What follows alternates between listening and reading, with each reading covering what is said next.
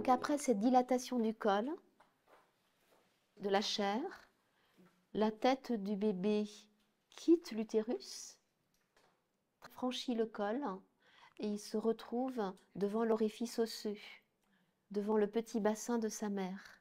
C'est peut-être dur de dilater le col, parce que c'est un anneau musculaire extrêmement puissant, mais là, il se trouve devant un orifice osseux. C'est encore un sacré obstacle. Avec le promontoire, c'est-à-dire la partie supérieure du sacrum, qui est en face de son front et qui semble vraiment protéger l'entrée de ce petit bassin. L'enfant va devoir user de finesse pour traverser cet obstacle osseux. Il va prendre la diagonale. La diagonale est plus large entre les deux ailes iliaques, si vous voulez. Il y a plus d'espace qu'entre la symphyse et le sacrum, avec le promontoire du sacrum en plus, qui est bien épais. Donc, il va tourner sur lui-même, il va utiliser sa colonne vertébrale, faire un mouvement de spirale dans le sens des aiguilles d'une montre pour justement franchir cet obstacle osseux.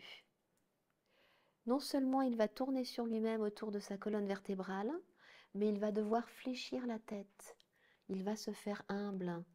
Il va rentrer le menton pour passer dans cet orifice osseux. Donc il va utiliser l'articulation occiput, atlas axis des premières cervicales. Il va utiliser ça. Donc il se tourne déjà sur sa colonne vertébrale et il sait déjà manier ici ses cervicales, atlas axis, fléchir la tête. Parce qu'un obstacle, on ne peut pas le prendre de front, il a déjà compris. Je ne peux pas prendre de front un orifice osseux comme ça. Je me fais humble, je me fléchis, je m'incline. C'est en s'inclinant qu'il va pouvoir traverser cet obstacle. Et il est au centre du bassin. Il n'a pas encore franchi le bassin. Dès qu'une contraction le pousse, il s'enfonce un peu plus dans cet orifice osseux. Et dès que la contraction s'arrête, il remonte encore un petit peu dans le ventre de la mère. Et il va faire un petit va-et-vient comme ça dans cet orifice osseux. Jusqu'au moment où il se décide et où il va placer sa nuque, l'occiput, contre la symphyse pubienne de sa mère. Et là, au contraire, il va redresser la tête. De la flexion, il redresse la tête pour s'extraire définitivement de cet orifice osseux.